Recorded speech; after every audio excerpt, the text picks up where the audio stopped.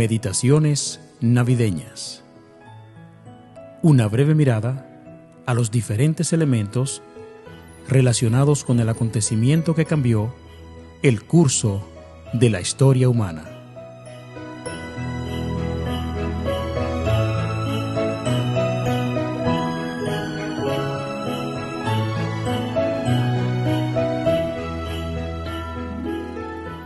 Nuestro episodio de hoy: visitantes distinguidos.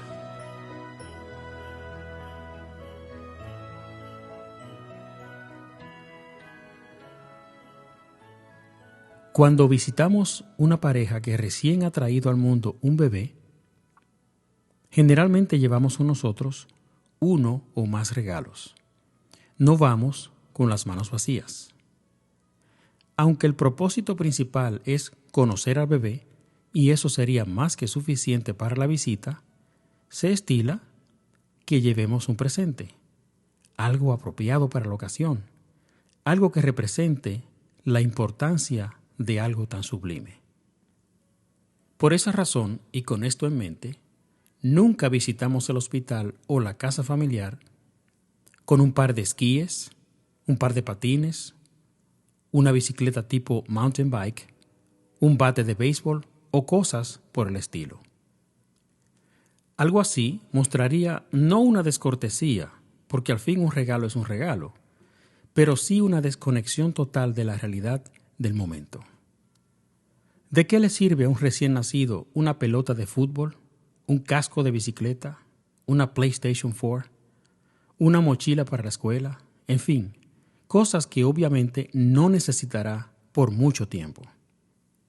En cambio, los bebés necesitan muchos pañales desechables, fórmulas para cuando dejen de ser amamantados, biberones, baberos, sillas para comer, sabanitas, ropita adecuada, artículos para bañarlos y mantenerlos limpios, bobos y, si el caso lo permite y amerita, ayuda económica para los nuevos padres, y la lista sigue y sigue. Por simple deducción, nos damos cuenta que los regalos para un recién nacido deben ser no tanto para un futuro, sino apropiados para el momento presente y que a la vez sean de ayuda para los nuevos padres. Pregunto, ¿piensa alguien que Dios iba a olvidarse de aquel bebé especial llegado al seno de una familia de tan bajos recursos? Oh, claro que no. Entonces viene la pregunta: ¿de dónde vendría la provisión material para tan necesitada familia?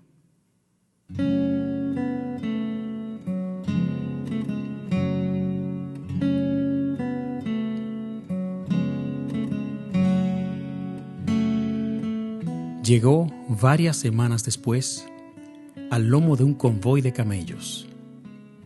Llegó de manos de unos ilustres y acaudalados personajes de tierras lejanas, sabios y de prestigio, quienes estudiaban las profecías en las Escrituras. No sabemos a ciencia cierta cuántos eran, pero sí sabemos de dónde venían, porque la palabra los llama los magos de Oriente.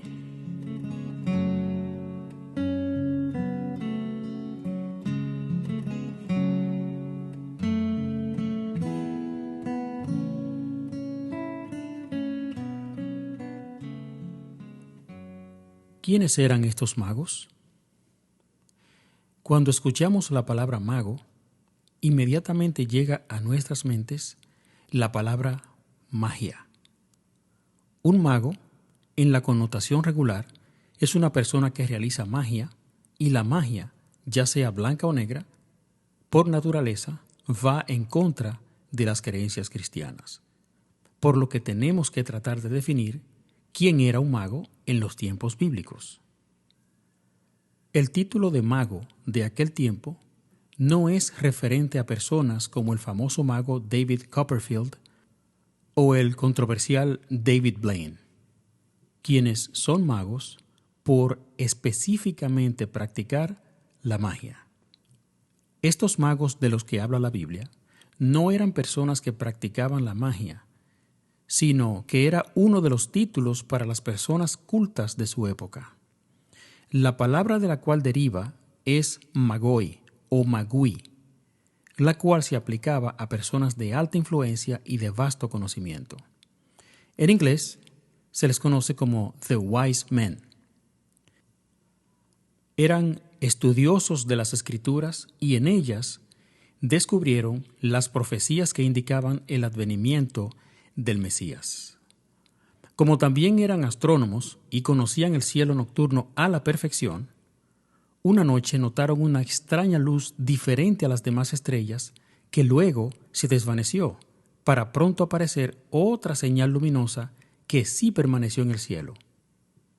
Esto los llevó a indagar en las Escrituras y convencerse, por impresión divina, de que esa era la señal de que había nacido el Mesías y decidieron que iban a visitarlo. El grupo que decidió hacer el largo viaje al oeste, que dicho sea de paso, algunas creencias locales señalan como al menos 12, era de la más alta reputación de su sociedad y eran muy ricos. Y, de acuerdo a su costumbre, al visitar un príncipe o alguien de alta alcurnia, no se iba con las manos vacías.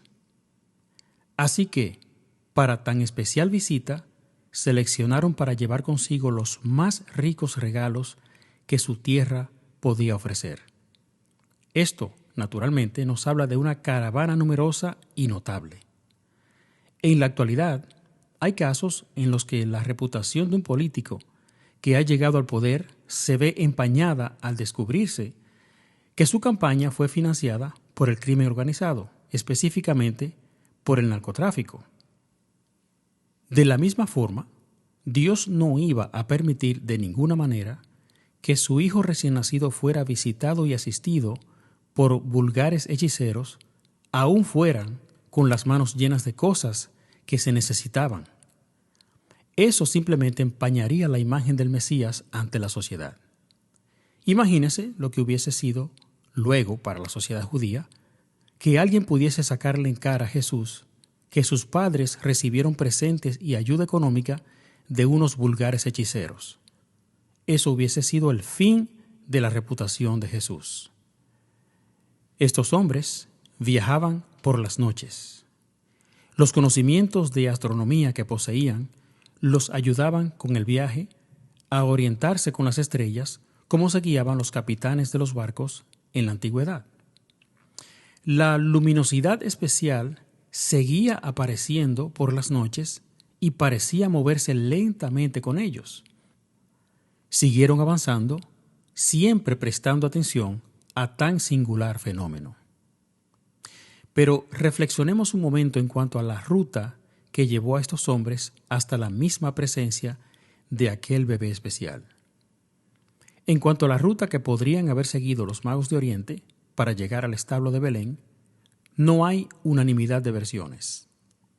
Se cree que una de las rutas que pudieron seguir era la ruta del incienso, que unía Egipto con la India, atravesando la península arábiga. Los personajes habrían partido de la ciudad de Hadramut, lo que hoy es Yemen, para iniciar recorrido hacia Belén de Judea, cruzando la península arábiga. Otras teorías señalan a Persépolis, lo que hoy es Irán, como el punto de partida del recorrido para adorar a Jesús. De partir de ese lugar, habrían cruzado Irak, Siria, Líbano y Palestina, en un largo trayecto de unos 2.000 kilómetros. Pero las teorías no se quedan ahí. Otros creen que su origen se situaba en la antigua Babilonia y que a lo largo del recorrido habrían tenido que cruzar las ciudades de Damasco, Amán y Jerusalén. La majestuosidad del viaje hizo que en el año 2000 un grupo de 60 expedicionarios de diferentes religiones recrearon el posible viaje que hicieron estos ilustres personajes. El viaje, a lomo de camello, duró 83 días y alcanzó los 1.600 kilómetros, atravesando lo que hoy es Irán, Siria, Jordania y Cisjordania. Pero repasemos ahora lo que la palabra dice acerca de estos distinguidos visitantes y la fase final del viaje. Para eso, leeremos en el libro de Mateo capítulo 2, versículos 1 y 2.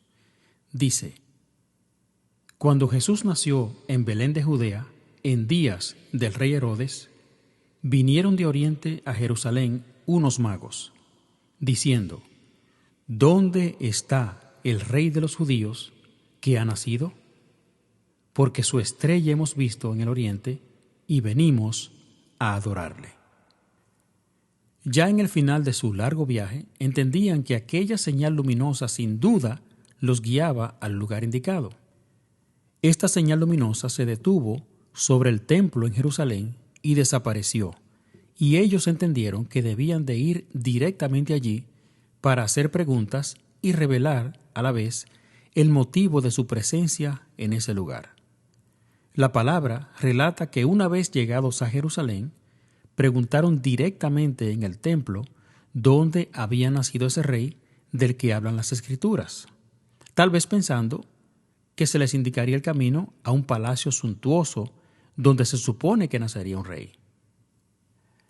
El porte de aquella caravana llamó la atención de todos y la noticia corrió por el pueblo hasta llegar a los oídos del temible Herodes, quien los llamó para hablar con ellos. Ellos le hicieron a Herodes la misma indagatoria sobre el acontecimiento real. Herodes tampoco sabía. Al indagar entonces Herodes con los sacerdotes y escribas dónde había nacido ese rey, ellos le dieron una respuesta. La leemos en el libro de Lucas capítulo 2 versículos 5 y 6. Allí dice: Ellos le dijeron: en Belén de Judea, porque así está escrito por el profeta: y tú, Belén, de la tierra de Judá, no eres la más pequeña entre los príncipes de Judá, porque de ti saldrá un guiador que apacentará a mi pueblo Israel. Los sacerdotes y escribas estaban citando el libro de Miqueas, el capítulo 5 y versículo 2. Volviendo ahora al libro de Mateo, los versículos 7 y 8, cuya lectura vamos a obviar, nos hablan de la trampa que Herodes le tendió a los magos con fines homicidas. Más adelante, el relato detalla la salida de los visitantes hacia Belén para finalizar su viaje. Un detalle importante es que, sabiendo claramente los sacerdotes lo que la profecía decía sobre el Mesías, debieron haber sido ellos mismos quienes condujeran a los visitantes al lugar exacto del acontecimiento, pero no fue así. Los magos salieron de Jerusalén decepcionados, no por no encontrar al nacido rey de inmediato, sino por la indiferencia a las profecías mostradas por los sacerdotes y escribas. No existe registro alguno de que ni los escribas ni los líderes religiosos de Israel fueron más adelante a adorar al recién nacido rey. Conocían lo que las Escrituras habían dicho sobre el nacimiento del Mesías. El suceso aconteció, por así decirlo, en su propio patio y ellos ni cuenta se dieron. Son la clara descripción de creyentes no creyentes, profesando una militancia religiosa, pero desatentos y desobedientes a la palabra. Los magos de Oriente, en contraste, eran la perfecta definición de aquellos que son no creyentes, pero creyentes, no profesando una militancia religiosa, pero atentos y obedientes a la palabra. Estos hombres de ciencia y conocedores de la astronomía, fieles a la profecía, daban seguimiento a aquella señal luminosa en el cielo que brillaba con singular esplendor por las noches durante su largo viaje y que sin duda los llevaría al lugar donde estaban convencidos había nacido el Mesías. Aquella señal con una luminosidad peculiar era un grupo de resplandecientes ángeles comisionados para guiar a los magos en su viaje por las noches. El relato del libro de Mateo en el capítulo 2 y versículo 9 dice que la estrella finalmente los guió hasta Belén y se detuvo exactamente donde estaba el niño. El versículo 11 finalmente nos dice lo siguiente, que al entrar, vieron al niño con María y postrándose lo adoraron. Y abriendo sus tesoros, le ofrecieron presentes, oro, incienso y mirra. Estos ilustres personajes no escatimaron distancias, recursos ni penurias con tal de completar el viaje que quizás sería el más importante y significativo que harían en sus vidas. A veces nosotros, con los afanes de esta vida, al enterarnos del nacimiento de un bebé en una familia, vamos de aquí para allá corriendo para buscar precipitadamente un regalo adecuado para llevar. No fue así en el caso de los magos de Oriente. Con mucha anticipación y cuidado, se aseguraron de llevar consigo obsequios muy especiales y apropiados para presentarlos a un pequeñito personaje que sin duda para ellos era un verdadero rey. Los presentes que llevaban consigo fueron mucho más que oro, incienso y mirra. Recordemos que los magos seleccionaron para llevar consigo los mejores y más abundantes regalos que su tierra podía dar. La abundancia y calidad de esos regalos fueron por provisión divina y sirvieron para el sustento de la empobrecida familia y les ayudó a sostenerse en tierra de Egipto, donde más adelante tendrían que exiliarse por un tiempo. Notemos que una cosa es simplemente profesar que ese bebé era un rey y otra muy diferente, seleccionar y llevar los obsequios que sin duda iban en concordancia con la figura real que iban a visitar. Se estaban preparando no para una visita regular de tipo social, sino para una audiencia con un soberano no envuelto en cobijas de telas de lujo, sino en cobijas sencillas pero proporcionadas por padres amorosos. No llevaron consigo algún regalo escogido con descuido, sino regalos para un bebé perteneciente a la realeza divina.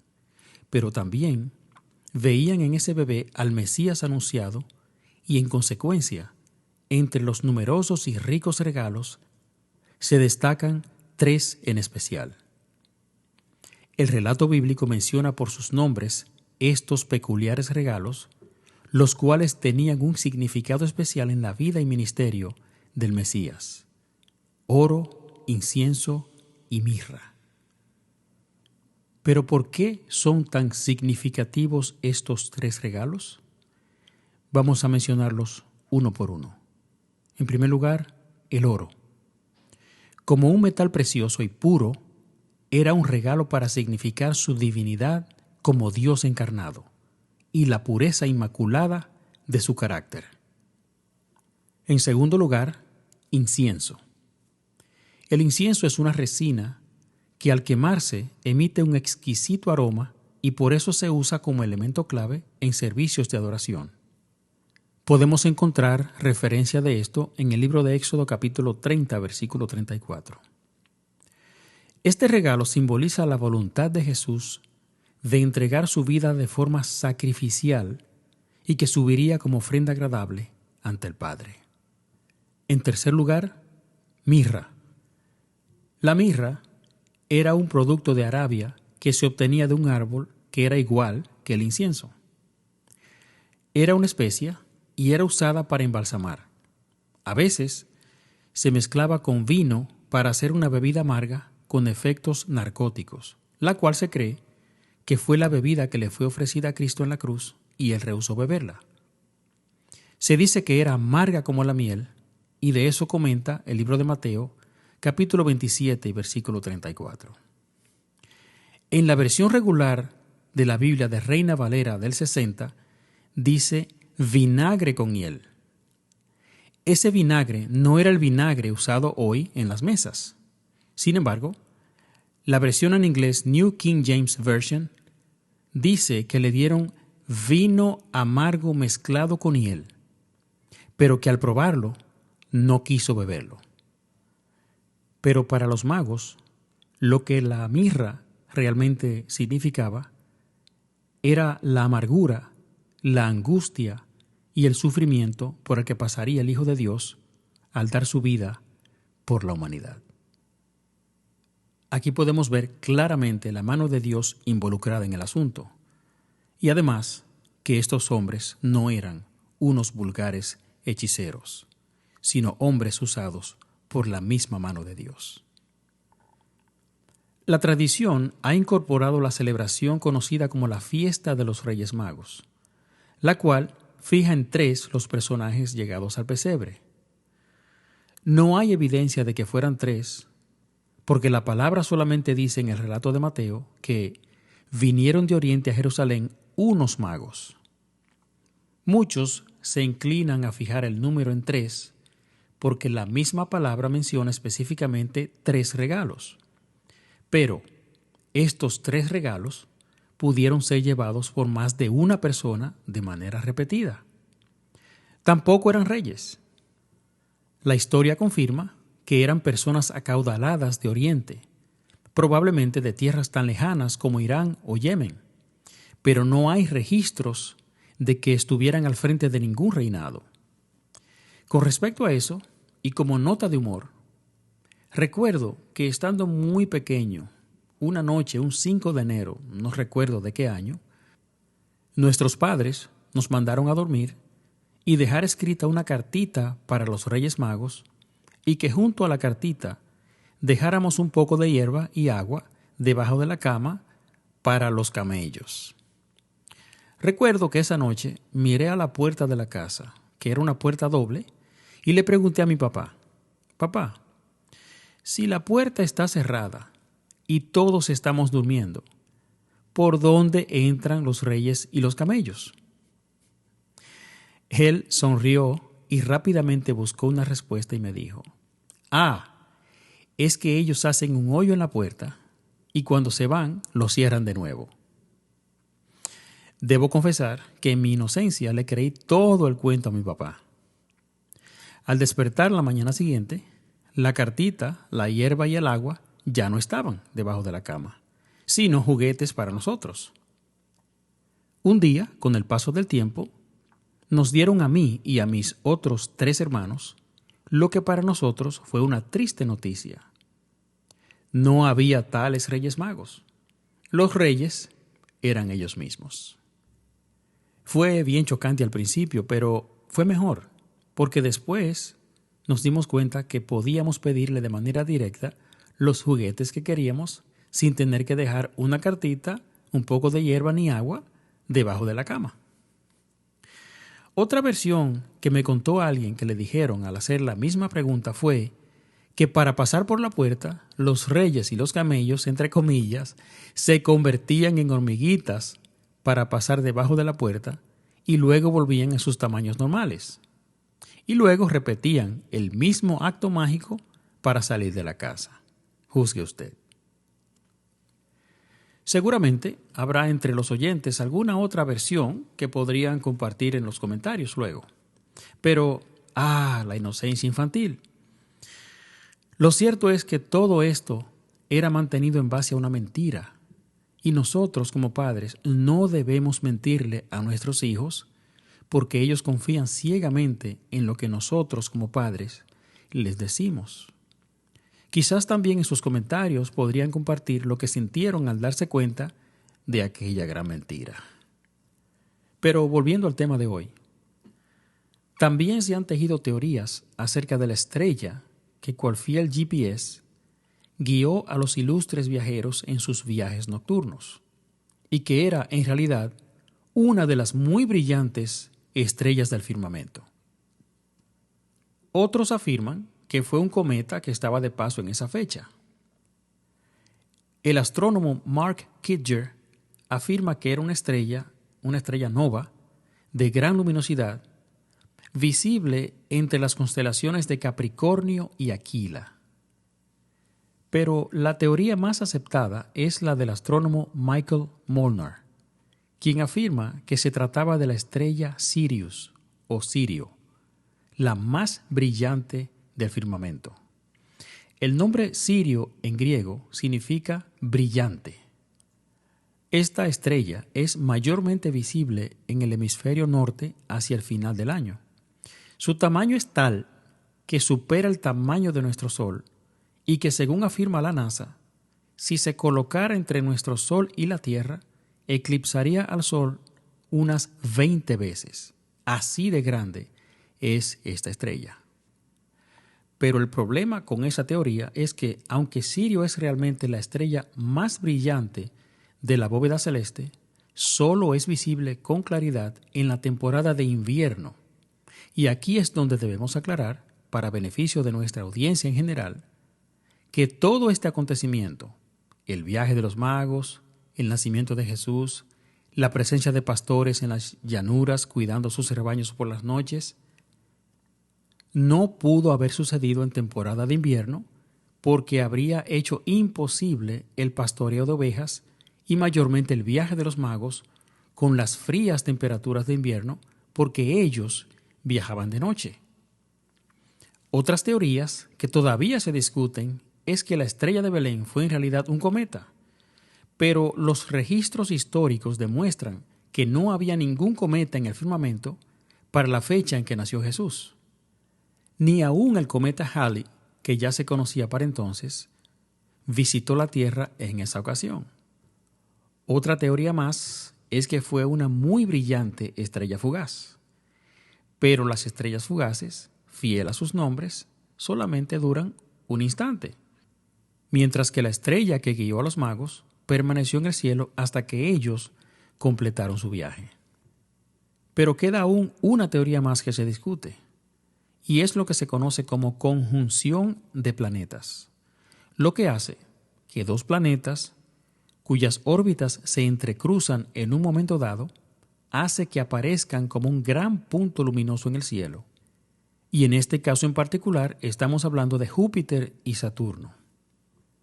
Incluso el astrónomo alemán Johannes Kepler se adhirió a esa teoría, pero después de estudios sobre el caso, se descartó la teoría, dado que, aunque se registra que para la época se registraron 3 conjunciones planetarias, estas ocurrieron en mayo, septiembre y principios de diciembre, lo cual echa por tierra que Jesús haya nacido un 25 de diciembre.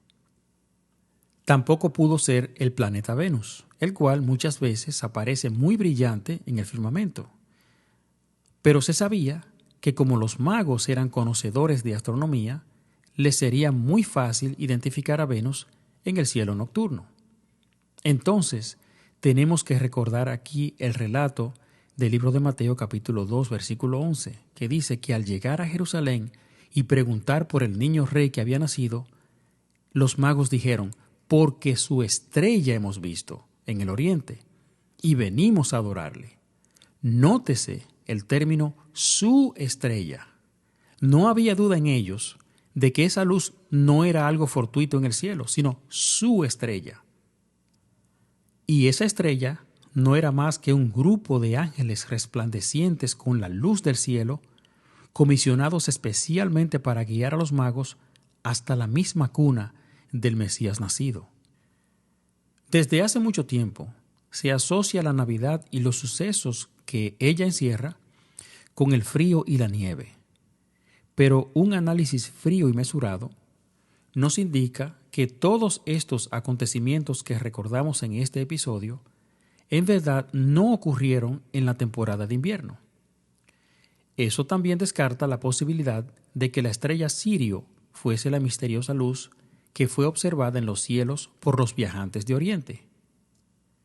Un detalle que no debe pasarse por alto es que, contrario a la acepción general, los magos no estuvieron presentes junto al pesebre cuando Jesús nació, porque su viaje dio inicio justo después de haber visto aquel destello de luz inusual en el cielo, lo que sumado a la duración del viaje los coloca llegando a Belén unos 3 o 4 meses después del nacimiento de Jesús.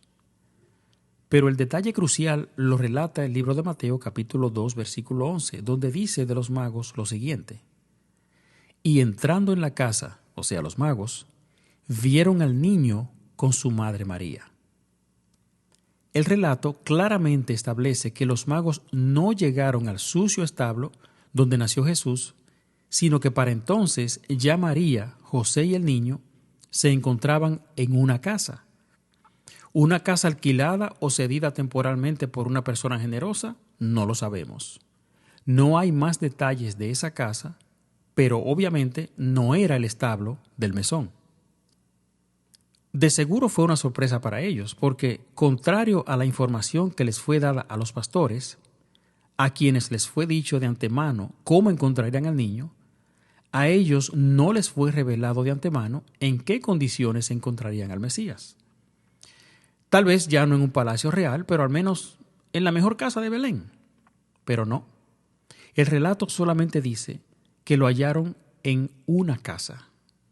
Y, conociendo la condición financiera de María y José y la naturaleza misma de la misión del Mesías, era de esperarse que aquella casa no fuera ni siquiera la mejor casa de Belén, sino una simple vivienda. Pero ni la suciedad del establo ni la sencillez de la casa podían disminuir la condición natural de Jesús como rey. Generalmente, cuando se escenifica el nacimiento del niño Jesús, aparecen María, José, el niño, los pastores y los magos. Y aquí queremos de una vez y por todas dejar bien claro que, según se relatan los hechos en la palabra, los pastores y los magos nunca coincidieron en el sucio establo. Pero a pesar de no haber coincidido, ambos grupos tuvieron algo en común. Reconocieron en aquel bebé un verdadero rey y con esa actitud entraron en su presencia. Sin necesidad de anuncios de cortesanos del palacio, sin cita previa, sin código de vestimentas y protocolo que observar, solamente llevaban en sus corazones el gozo de estar al lado de tan anunciado rey y Mesías. Y eso les fue más que suficiente. Los magos eran sabios e inteligentes, pero no omnisapientes.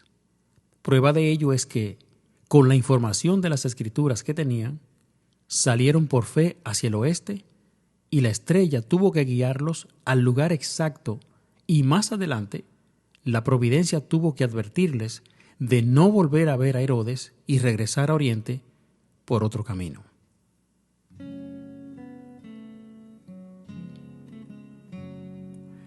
No hay duda que el cielo no dejaría desamparado a su Hijo en este mundo hostil. El Padre hizo una provisión sobreabundante para sustentar a aquella pobre pero piadosa familia a quienes les había confiado la custodia de su amado Hijo aquí en la tierra. Lo hizo al tocar los corazones de estos hombres estudiosos de la palabra y para quienes las riquezas materiales no significaban un obstáculo. Estos hombres sabios, atentos y consagrados jugaron un papel crucial para la ejecución de ese plan divino. Recorrieron gustosos un camino largo y tortuoso para llevar con corazón alegre los mejores regalos que pudiesen traer de sus tierras. Visitaron y adoraron a aquel pequeño bebé en quien reconocieron a la majestad del cielo, al Mesías tan largamente anunciado en las profecías bíblicas. Regresaron a sus tierras felices de haber visto en persona al Mesías y así haber sido testigos oculares de la historia. Con su comportamiento nos dejaron un dorado ejemplo a seguir: darle a nuestro Señor y Salvador todo lo mejor que poseemos, darle con gozo lo mejor de nuestros talentos, toda nuestra adoración y sobre todo darle todo nuestro corazón. Dios proveyó en el pasado, provee en el presente y siempre, siempre, siempre proveerá para sus hijos fieles. Será entonces hasta el próximo episodio. Dios les bendiga.